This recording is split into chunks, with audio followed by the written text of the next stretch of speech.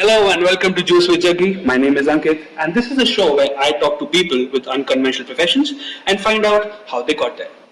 For today's episode, I have someone whose profession sounds like he studied both computer science and law at the same time. He's working as a developer advocate at Postman, which is an API development platform. And one of the main reasons I chose him for the first episode was because simply I work with him. So please welcome Kaustav Das Modak. Kaustav, say hi. Hi. So, Kaustav, jumping straight into it, developer advocate. Who is a developer advocate? So one way of putting it is it's someone who is probably a developer, not necessarily a developer, but they think of them as a bridge between the community outside and the company inside. So someone who's battling for the developer community to the company that they represent, as well as battling for the company to the developer community that they are part of. So it's someone as a bridge in between. Now, the developer advocate term is one of the different variants of this profession. So you would hear developer evangelist as the more common format. There are also people who go with different developers, something. You will also find developer unicorns. So that's there. But which one do you prefer? I kind of prefer developer advocate because it's pretty correct to what I actually do, which as I said, it's advocating for developers to the company and advocating for the company to the developers. So the advocacy part here, which is where the law part comes in, I should clarify that I do not have a degree in law and I will not help people with their any kind of legal problems. So I am not a lawyer, should be part of the business card. Right, but I'm sure you get this a lot. I mean, there would be people just coming up to you, learning about the profession or the job title that you have and asking you if you have a law degree or not. Yeah, that actually happened in a conference I was in last week. I gave my card to someone who was at our booth and they said, so what was the last litigation you fought? I was like, I don't. They're like, so what do you do? So I just talk to people. So you don't really go to the court. So you are more like a freelance lawyer? Is it freelance? Was? Lawyer? No. So that comes up a lot. The concern is that typically when we say advocates, we always think courts. But when we talk of advocacy in terms of someone who is advocating for a cause, we always call them activists, but then we often talk that they are very much advocating a certain principle. So this is where the term advocate comes from. Right. So, I mean, being a developer advocate in, let's say, today's tech industry, like I said, is quite unconventional. You don't find a lot of people who've kind of a developer evangelist or a developer advocate. So how did you end up getting into this profession? So it is actually a pretty niche part of the whole software industry. So you would actually find developer advocacy or developer evangelism in its forms mostly in software companies. Mm-hmm. But now it's kind of getting widespread to any part which has something to do with people building something else with the tools that are being given. So you would find any API related companies or you would find any software companies which maybe people use to build something else. So mostly in B2B processes is where this becomes very prominent. Mm-hmm. But in some cases, you're looking at B2C companies which also work in these format because it is in some cases an extension of very focused marketing. And when I say focused marketing, it's not necessarily one-to-one, but something that if marketing takes a message and amplifies it 100x, the developer advocacy or developer relations as the larger role is called, it will take a message and make it in a way that it helps others solve their problems. That is something that you can call as the primary difference. So some companies do treat it as part of their marketing. In fact, even in Postman, just before I joined, it was part of marketing, but now this is treated as a separate team in itself because of the requirements that Postman has in terms of the developer community. But some companies still treat it as part of marketing or sales, and some are not clear where this would fit in. So back to the question that why did I choose this? Is this is one of the intersectional roles that you would find in tech because this needs you to have a very good technical background. So it means that you are not just talking of being able to code, but you're talking of domain knowledge. in the product or the company you're presenting. So you either have the knowledge or you gather it as part of being employed there. The second thing is this is a lot of it has a lot of educational aspect to it, and that was the primary reason why I chose it, because one of the things I wanted to be as a kid was a teacher. Okay. And then I figured that, okay, I mean, for me to be a teacher, I would not want to teach really in high school because I want something more specific. Mm-hmm. I would not want to teach really in a college because that will be probably too specific. Right. So what's the kind of balance in between?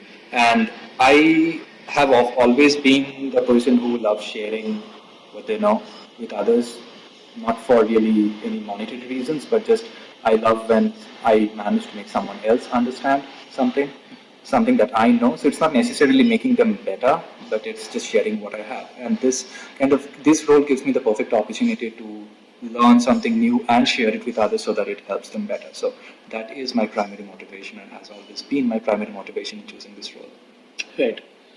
That's great. So in terms of education, in terms of experience, what exactly is your background? In terms of education, I had a very funny educational background, mostly because some of things which did not go according to plan when I was in high school. So I ended up taking philosophy as my graduation, as an undergrad course.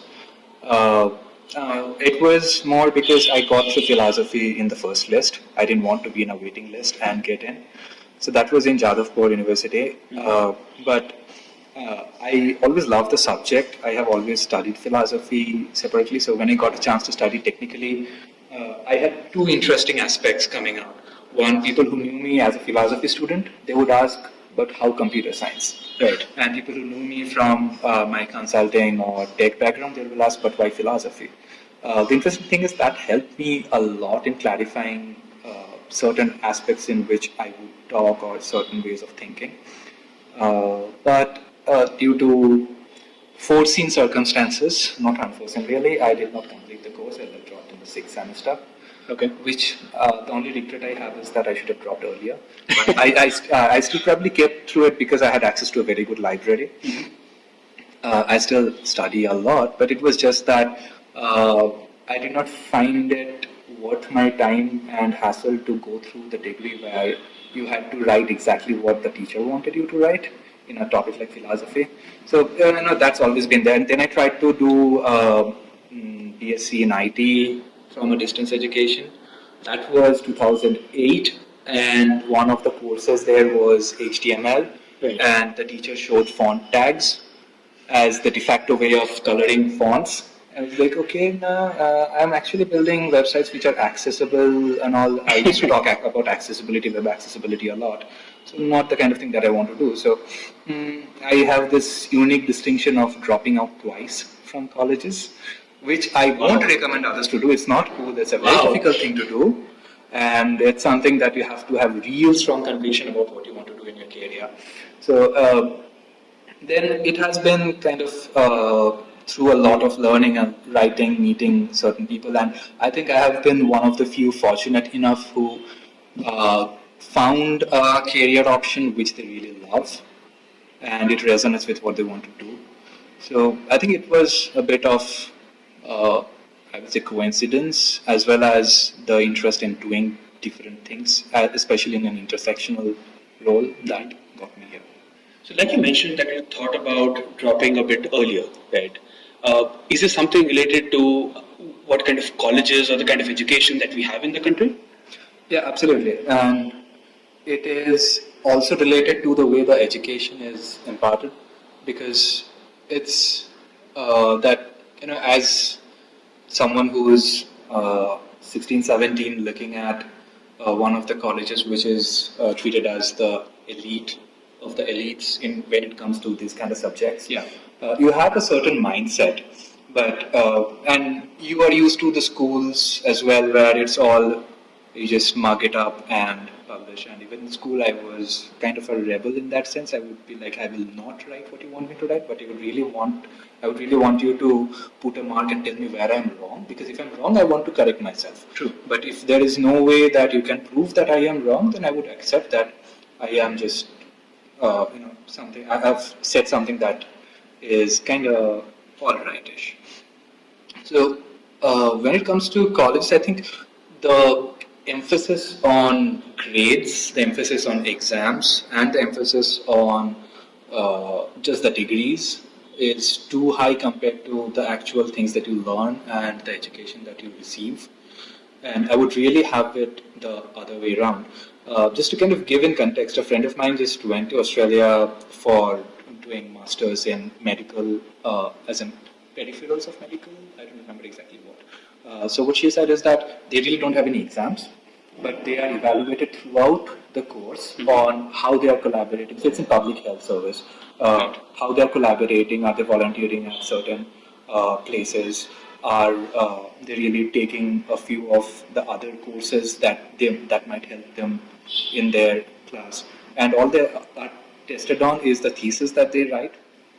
So it's a thesis that you have to put in every year, and the beautiful part of that is actually build the thesis all over the year. So essentially your exam, if you want to take it as an exam, is all over the year, and you have your professors and your peers helping you out with that. So you actually learn collaboratively, and I think that is what I miss, at least in what I have seen of the Indian education system. That is what I miss here, and that is what I would really like to have. Now, there may be, and I think there are institutions which handle education like that, but at least in the mainstream, I haven't seen much of that. So being a developer advocate, or being let's say the tech industry mainly, it's mainly considered to be an industry where you face challenges each and every single day, right? And being a part of such a niche profession that you are, what kind of challenges do you face each and every day, or let's say in the long run?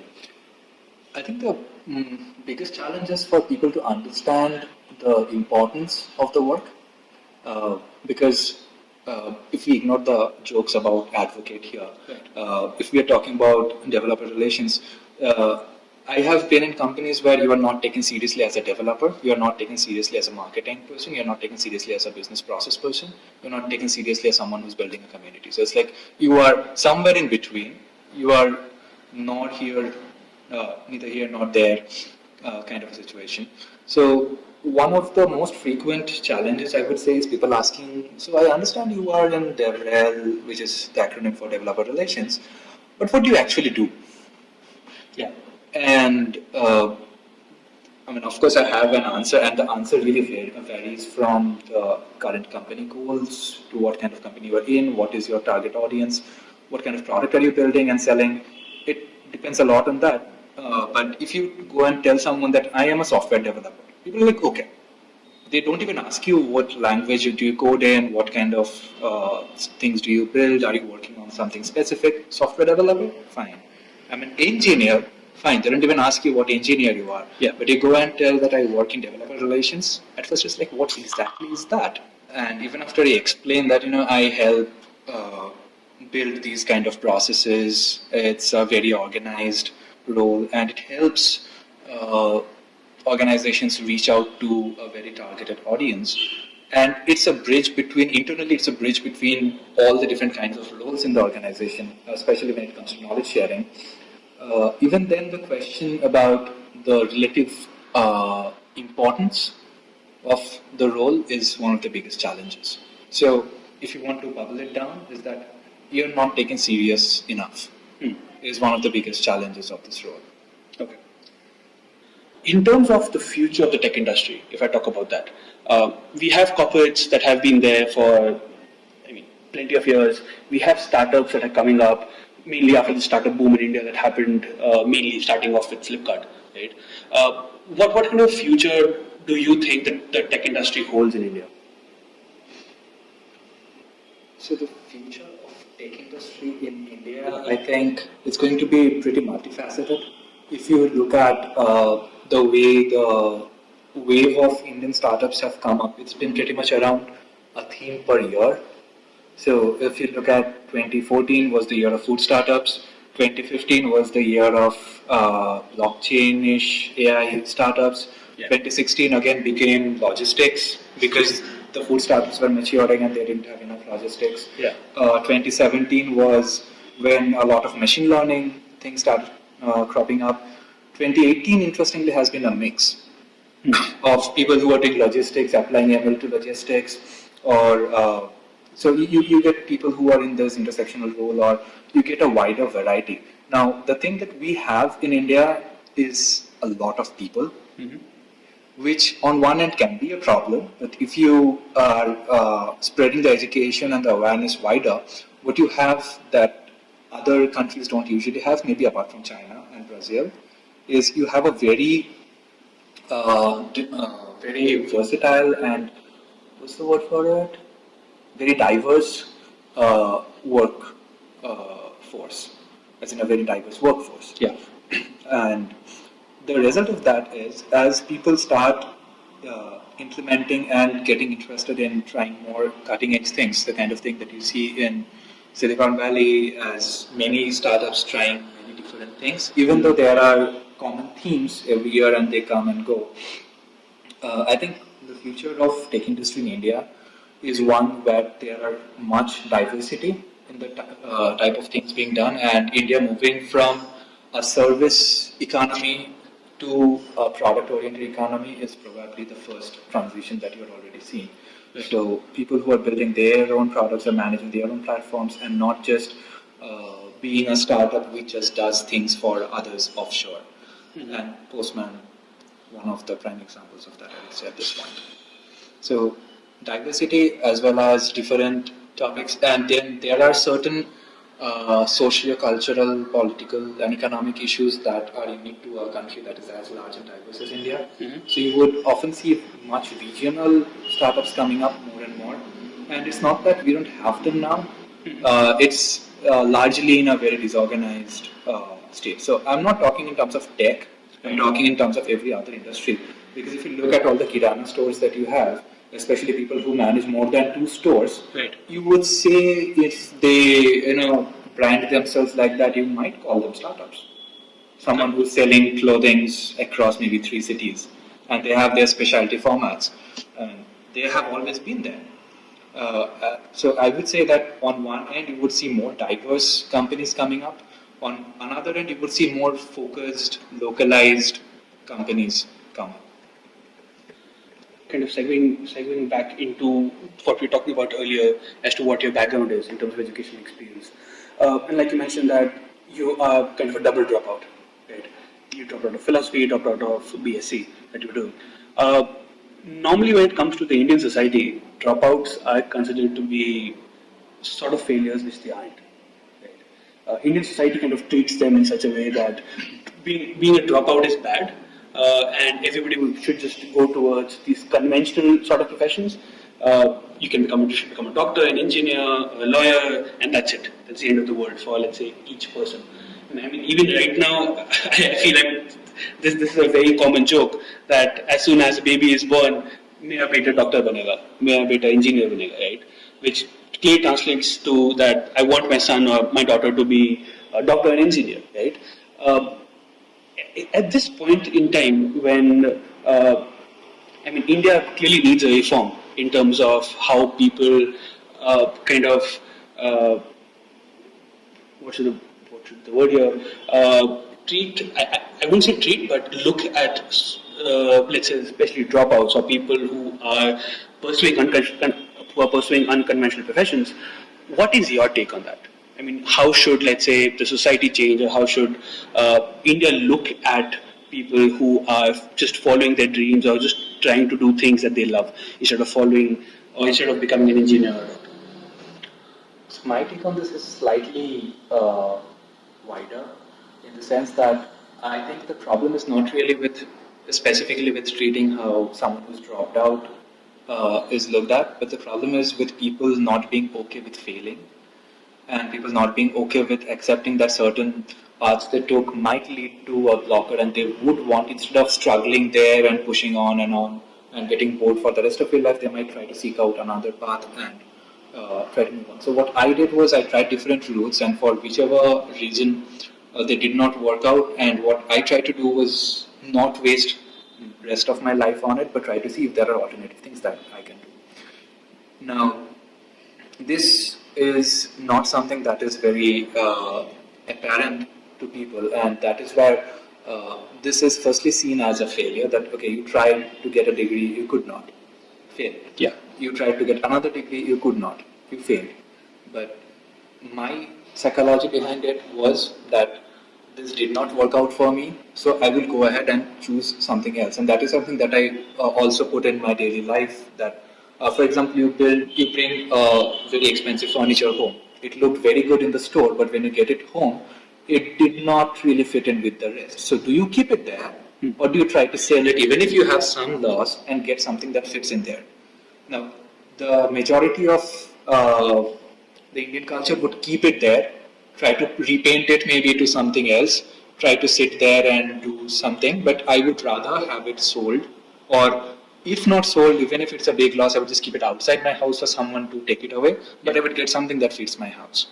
So I prefer experimenting and learning from my failures and improving on them, which is an iterative approach to life rather than, as I said, when this fellow is born, someone labels them as engineer. Now, what if they want to be? Now, this has happened to a friend of mine. Their parents wanted them to be an engineer. Okay. Now, he loved architecture, so he became a civil engineer. Right. He studied architecture, and he wanted to go towards urban planning. Now, to his parents, that was not engineering. They were like, "Beta, computers, engineer come." Like, I don't want. So, even when people say engineers or lawyers, now, when someone says lawyers, maybe they mean criminal lawyers because, well, that is where you earn the most. Yeah. But maybe this fellow doesn't want to be criminal lawyer. Maybe they want to be in policies. Making policies and all, which is a very important part of law and often ignored because it doesn't pay that much. Yeah. So I have seen this happen, and these have often been the reason of families drifting apart and kind of breaking off. But I think at the core of it is people not accepting that life is an iterative process.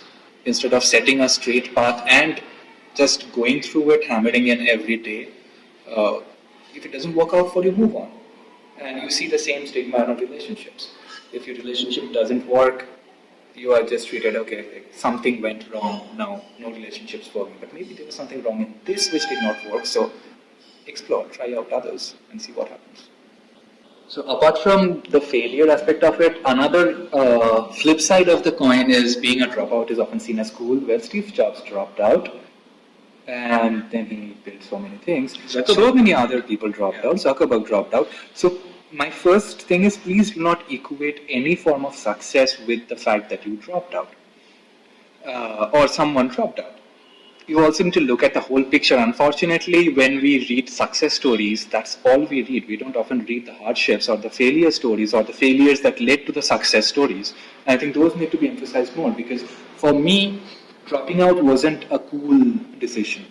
It had a lot of factors that I had to think through, especially if I don't get this degree, if I don't even have a bachelor's, which I don't have, and at least back in 2008-9, I dropped out in 2011 though. So back then, every other job I could find in India had a graduation degree must.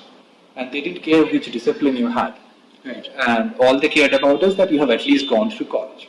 And with valid reasons, according to them, that you have at least gone through a certain form of education. Now, for me, it was like figuring out, okay, if I don't get this degree, then I would not get these jobs, then how would I manage myself financially? What kind of jobs can I do? Can I just carry on consulting for the rest of my life? Wouldn't it be boring? But at least for the foreseeable future, can just consulting or can this specific job help me? Also, it was a lot of explaining my family around why I decided to drop out, because this was the question I got, that just one more semester, why don't you just go through it? The point is, for me, I had 5 pending papers in the 5th semester. So my calculation was pretty straightforward, that to complete these, I would take at least a year and a half, which means 2 years from the time I was deciding that I would drop out. And in those 2 years, if I studied something by myself, maybe I could learn more and earn more by the end of 2 years, which luckily was the thing when I was at the end of 2 years, when people were still earning about 5 to 10,000 in their internships. I was earning way more than them, which helps. But it comes with the added baggage that for the rest of your life, you kind of have this stamp on you. Yeah. And also realize that the bureaucracy around us hasn't really changed, even if people's opinions, especially in the tech industry, might have changed. So when you apply for a visa or a long-term stay in some other country, you have to really fight hard to show that why you dropped out. Because, for example, one real practical example is if you're applying for citizenship or one of those passes for entrepreneurs in Singapore, Yeah. you get different levels of passes depending on your educational qualification. Oh. So if you are a PhD, you have a very high chance of getting the thing because they're looking for skilled labor. And the term skilled labor is so skewed because how do you gather skill is not asked, or how did you gather the skill? So be aware that when you are talking of dropping out and you think that it's fancy, it's not. Coming to the most important question of the podcast, Kaustav Das Modak, what is your favorite juice? Mango with soda. Interesting choice. Is this something that you drink regularly? It's something that I like to make regularly, but is your question specifically about non-alcoholic juices? It's totally up to you. So if it's non-alcoholic, it would be mango with soda. If it is alcoholic, it would be mango with vodka. Interesting. And soda maybe. For someone who's just listening to the podcast or someone who isn't, if people want to get into being a developer advocate or getting into developer relations, what is the, let's say, the skill set that you feel should be there, or what kind of curiosity should be there in that person in order to make him go towards being a developer advocate? I would say the first most important skill is how good a listener are you, because a big part of this discipline is about listening to others, hearing out and empathizing with the things people are trying to say and do, and not coming to a judgment right away that, stupid people. It's like if you can keep that out, that is, you don't form your opinions before you have heard out the people you're talking to. That's first. The second is learning from that and sharing.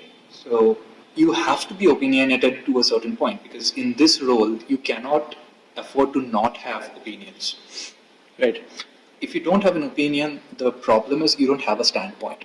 And at some point you want to tell people what is your view of things, not necessarily the company's view. Now, it's best when your views and the company's views more or less intersect, which in my case, it pretty much intersects with what Postman is trying to do. Yeah. But in either case, I would say the opinion part of it, which kind of bubbles up to the fact that you have to have a very strong individuality.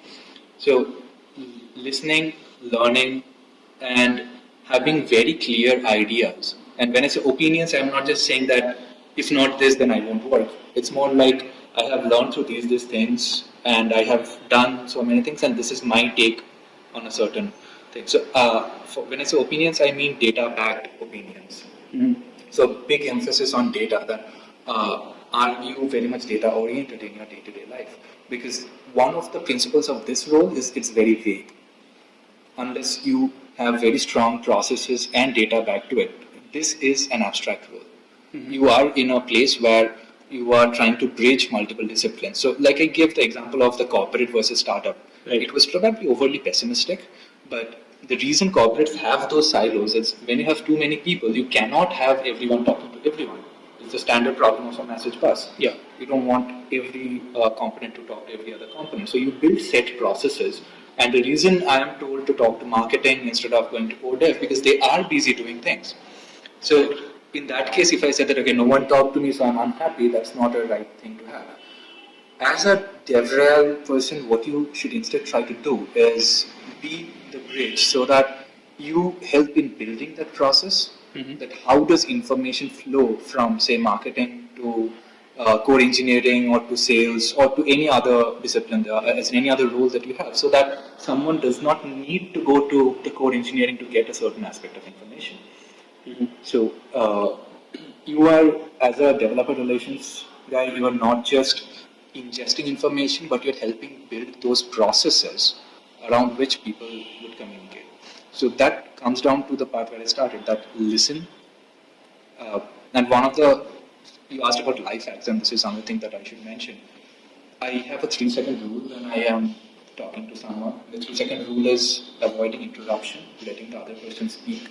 Wait for 3 seconds. If necessary, bite your tongue and don't talk, because that silence might just give them time to clarify their questions. So that is one trick that I use to listen to things. And share. If you don't like sharing, if you are all like, oh, this is my work, I'm not going to share it with you. Crackers, Diwali season. So if you are not pro sharing of any kind, you are going to have a tough time in this role because of. So if you're not pro sharing, you are going to have a tough time in this role because a lot of it is about sharing what you have learned, and it's a lot about learning. Each day you are hitting new frontiers around what you don't know. So instead of accepting that you don't know, you have just be clear that this is not something I know, and it's okay to say that I don't know something. So be humble and be someone who loves reading up on new things and be open to sharing. As long as these three things are in place, I think you can. The rest is about the company, the processes, and just be curious about things. And do you think, if you talk about very specifically, it's a tangible skills, you feel a degree is super important or it's necessary to be in your field? Now, I would say it's not super important, but definitely formal education has the benefit that you have learned through a certain discipline. There are upsides and downsides to that.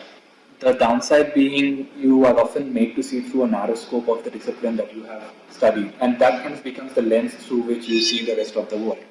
So I would encourage that. I would not say that do not get a degree. I would always say that if you are in formal education, please go ahead, because we're still in a world where if you don't have a degree, you are automatically at the back of a queue when you are applying for jobs. That's changing slowly, but you would still face that difficulty. Now, either you are okay with it and you try to work your way around it, or you would want to have some kind of degree. But to those who are pursuing education, I would say take up courses in humanities, especially if you are an engineer. If you are in humanities, take up courses in maths and other sciences. Right. So expand your horizons.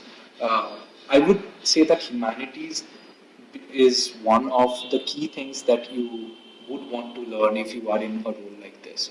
And that could be, you could be going into any arts, you could be going to literature, you could be going into philosophy, psychology. There's so many different things that you can do, but each of them widen up your horizon. They change the way you think. So think about it as if going through, let's say, all you did was computer science from maybe graduation to even have a PhD in that, and that was your narrow focus. You wouldn't look at the social impact of software that you're building, or you wouldn't be always capable of understanding that. So maybe if you're doing computer science, take up extra courses, whether they are electives and all, and focus on them. Read up economics, do things. And the other important thing is the degree is not everything that defines you, and don't make that happen. So you can say that I'm a computer software, a computer science engineer. I'm not a computer software, hopefully not. Yeah. But if you are a computer science engineer, don't let that be the only thing that defines you. Got it. So this kind of brings us to the end of the episode. I would like to thank Kaustav for taking your time to help me record this. Kaustav, thank you so much. Sorry. So that was Kaustav for you. I would also like to thank Vivek. He was basically the sound engineer of the day and helped me in recording. So if you feel that the recording is a bit off, I'll just link him down in the description so that you can just rant directly at him on Twitter. Apart from that, if you have any questions, especially for Kaustav, if you have any doubts that you want to get cleared, I would suggest to please download the Anchor app. You can just directly send me voice messages there, and Kaustav will answer you directly in the app as well. Apart from that, if you have any suggestions or feedback or any questions for me, you can do the exact same thing. Or I'll also link down my email and my Twitter and Kaustav's Twitter as well, where you can just directly contact him. Till next time, this is Jaggi signing off.